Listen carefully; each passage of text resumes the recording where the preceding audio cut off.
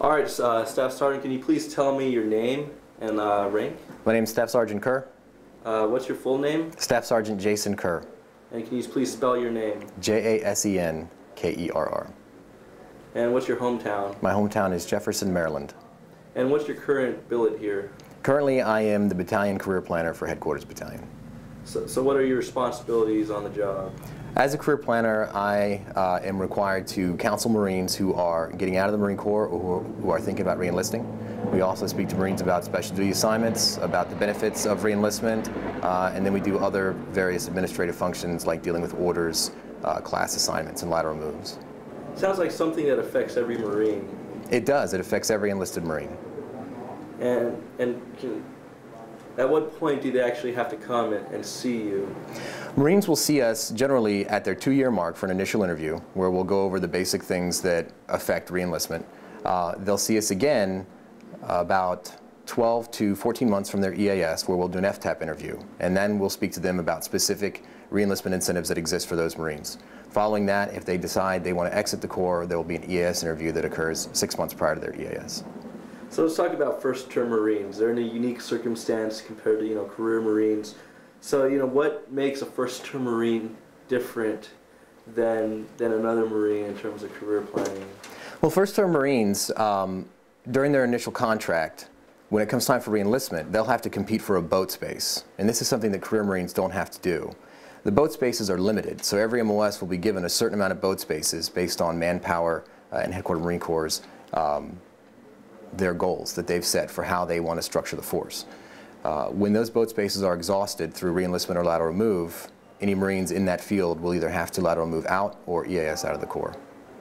So that boat space, it sounds like a Marine could possibly miss the boat.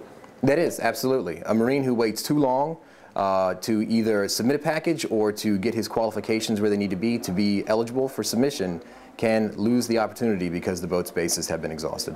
And once that happens, they have to possibly choose another job? They would have to choose another job if they're qualified, or they would have to get out of the Marine Corps.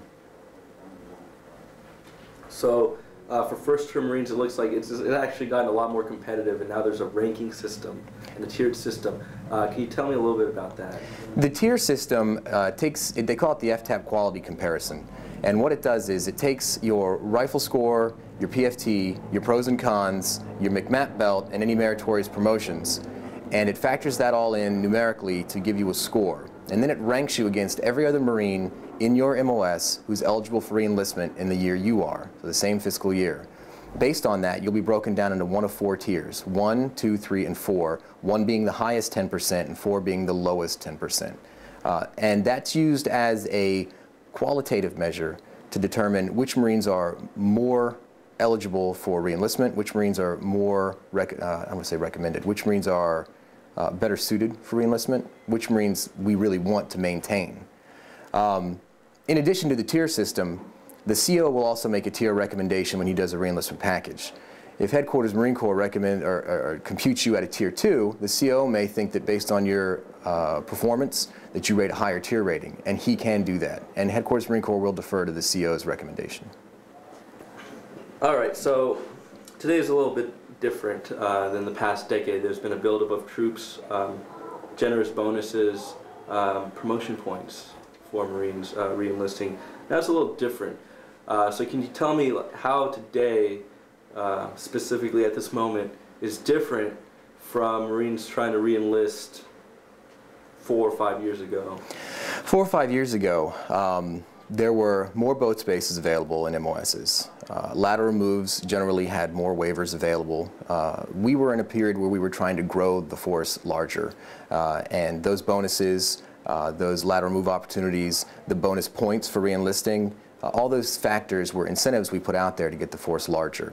Now that we are drawing down, we no longer need those incentives. So the bonuses are being reduced, the 60 bonus points have been taken away, and it has become more difficult for Marines to compete for the boat spaces that are remaining, which requires a higher qualified Marine to submit and be selected.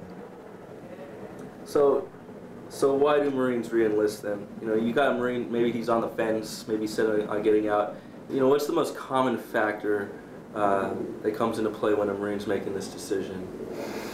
Well, there's a variety of factors. It's difficult to nail down a common one, but usually Marines will make the decision when they realize that the opportunities that they think are available for them in the civilian sector aren't as generous or as concrete as what they have here in the Marine Corps. What kind of ideas do they have about the civilian sector that aren't necessarily true? A lot of Marines think that they can get out and walk into a lot of positions, especially law enforcement or border patrol. They'll know people who will, vouch for positions that are available. But what they don't realize is that they're also competing against every other Marine that's getting out and every other civilian that's looking for a job.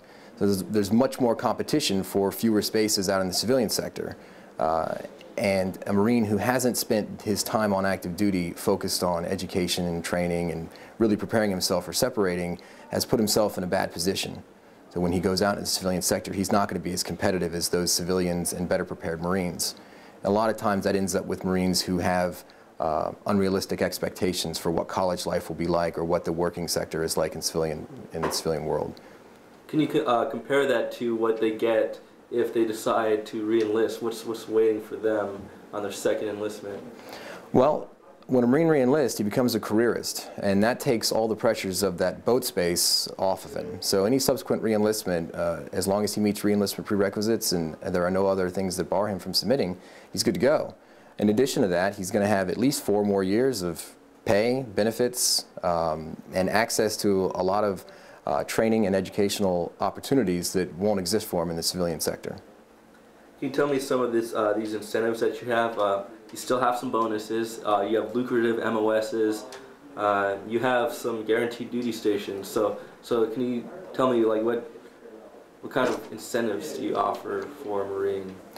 First-term Marines that are re-enlisting now can request as incentives either a lateral move to another MOS. They can request a duty station incentive if they stay in their primary MOS. There are also bonuses available for some MOSs. As time progresses, the bonuses will be reduced, but at this time there are still many MOSs that offer bonuses, especially for lateral move. In addition to that, there are some schools that are available for Marines if they re-enlist, but those are limited. What kind of schools are we talking about? There is the opportunity, depending on spaces within the division, for Marines to compete for airborne slots, but it's usually very slim. There's only a few. Other schools would probably depend on the individual MOS.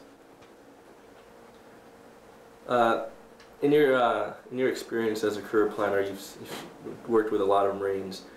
Can you tell me a story of one Marine that maybe sticks out in your mind? He was absolutely set on getting out, and then he changed his mind and was actually very satisfied with that decision. I recall helping a Marine who was a corporal who was intent on EASing. As a matter of fact, he picked up sergeant, but had gone to TRS, had completed all his stuff, had his whiskey and 5 orders, was ready to separate, and decided kind of at the last minute to submit a package because he'd been doing job hunting and it wasn't panning out. And he had a family. I think he had a couple kids. So we submitted him, we got him approved, re-enlisted, and later on talking to him, a lot of his stress was gone. And I think that we could look at it cynically and say, well, he just realized there was nothing for him in the civilian sector, so he stayed in. But I'd like to think of it more positively and think that when he actually looked at it, rationally, when he sat down and looked at it factually, what was available to him in the Marine Corps, the type of lifestyle he had in the Marine Corps, the benefits that he had, he couldn't find a comparison for that in the civilian sector. And, I think that's the one that sticks out in my head. And was that here? No, that was in Okinawa at Com Squadron 18. And around what year was that? That would have been 2004 or 2005. So this was a while ago, but prior to the buildup. All right, so can you tell me about some of the exciting things that are going on in the Marine Corps that Marines might want to stick around for? Things within their career, things within what we're doing within the next 4 years. Perhaps deployments or openings in MSG, anything? MSG is always available. Special duty assignments are always available for Marines who meet the requirements. So you've got Marine Security Guard, drill instructor, and recruiting duty. Those billets are becoming smaller as we draw down, so it's becoming more competitive, but also more rewarding from a promotion point of view.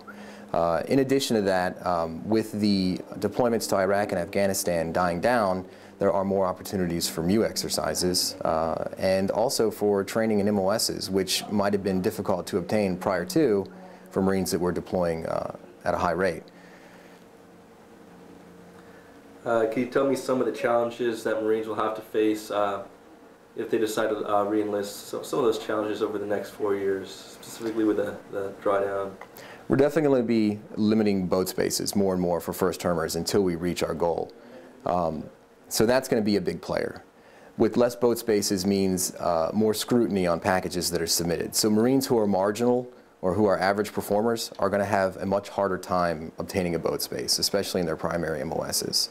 And that's going to be the biggest player. But what will roll into that is how PME and training will be affected. So those Marines that don't take the time to raise a PFT score, even if it's by 10 or 20 points, could play a large role in whether or not they are competitive enough for re-enlistment. Is there anything you want to add? I guess the best piece of advice I ever received, and that I try to pass on to Marines who seem like they want to get out and seem focused on it, is that whatever choice they make, whether it be to get out or stay in, they need to be taking a step forward in their career and in their life. If they are getting out of the Marine Corps and going to a position where they have less income and less benefits and less opportunity, there's no excuse for it. There's no reason to punish yourself when you separate simply because you may be unhappy with your current unit or with your current billet. It's easy to re-enlist and get a new job or get a new duty station and change your environment for the better.